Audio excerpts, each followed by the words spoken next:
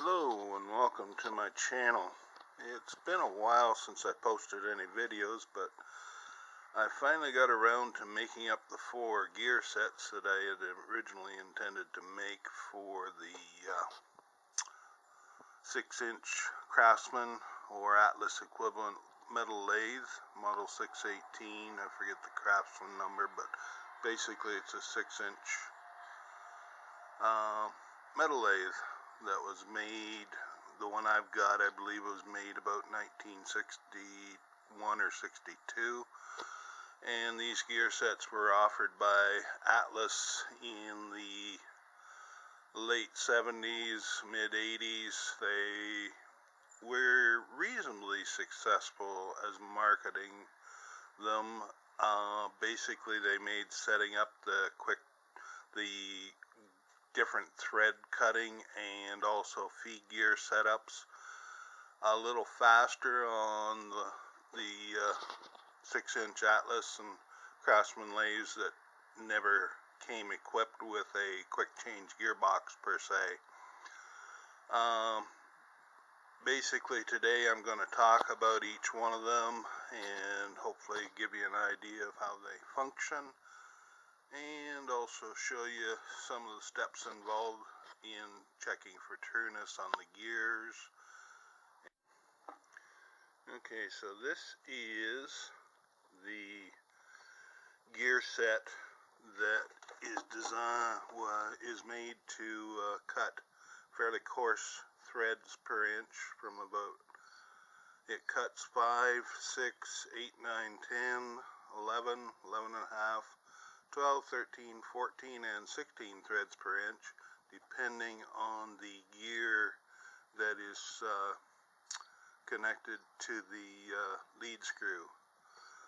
Basically, the 56 tooth gear here is driven by the compound gear after the quick change lever, and it drives a 24 tooth gear, and the 24 tooth gear is coupled to a 48 tooth gear. 48 tooth gear then drives the gear that is mounted on the lead screw, and as a result, that gear on the lead screw gets changed depending on what threads per inch you're trying to cut. Okay, so this is two 64 tooth gears that are coupled together, or ganged together you might say. Basically they make up another gear set. This gear set is designed to create 16, 18, 20, 22, 24, 27, 28, and 32 threads per inch, depending on the gear that is mounted on the lead screw. Basically, the 164 tooth gear engages with the 32 tooth gear on the compound gear below the quick change lever, and the other 64 tooth gear engages with the gear that is mounted on the lead screw, and as a result, whichever lead screw gear is selected, that determines the thread that will be cut with these. This is the third gear set that I made. Basically, it is the feeding gear set, and basically it is made up of a 24 tooth gear, a 44 tooth gear that are compounded together.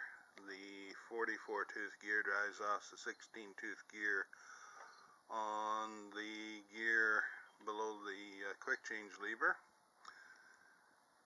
and then the 24 tooth gear drives a 56 tooth gear, which is ganged to a 32 tooth gear, which engages with a gear on the lead screw. It will cut, or move the carriage rather, approximately 5 thou or 6.5 thou, depending on what gear is mounted on the thread or the lead screw. It offers 3 different feeds. This is the 4th gear set that I made up, the last one. Basically, it is designed to strictly produce a really fine feed rate of 2.5 thou per spindle revolution.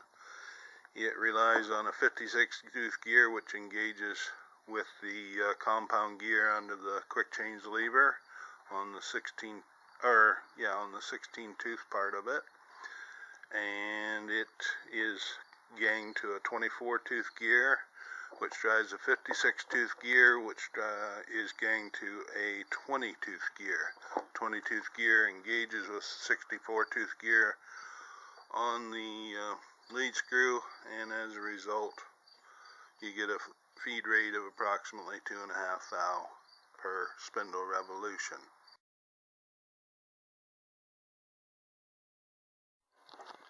Okay, this is the 48 tooth gear that is ganged to the 24 tooth gear, and basically what I'm trying to do is check it for runout. Initially I'd roll pin them together, but I wasn't real happy with the results of the runout. So here, as you can see, I've got approximately 2 thou runout on the center with the gear chucked in the 3-jaw chuck, which I figure is pretty good as far as running true goes.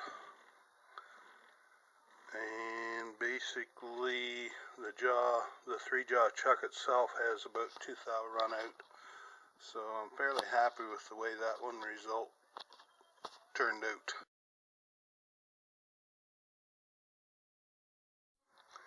Okay, this is the 2 64 tooth gears mounted together or ganged together. Basically, originally I had them pinned together with a couple of roll pins, but I didn't like the way the end result was. I was getting about 4.5 thou runout depending on which way I had it mounted. So I ended up depinning them, pressing the bushing back out, and then I bored each gear out separately to 5/8 bore, pressed in a piece of 5/8 round stock, and then welded it back in on the ends and rebored it. And the piece of 5/8 round stock gives it the strength it needs to keep the gears pinned together. It's approximately 1/16 of an inch all the way around, which is about the same as what they give you on the original drive piece. And as a result, I got a much better trueness. As you can see right now, it's running out about 1 thou. Depending on how I mount the gear in the chuck, I can get up to about 2.5 thou, which I'll take. Quite happy with that. But basically the chuck itself has about a 2 thou runout, so I'm quite pleased with the way this one turned out. I've checked a few other gears, and they all run about the same depending on how they're mounted. So now we're going to hopefully see how they run. Thank you for watching, and have a great day.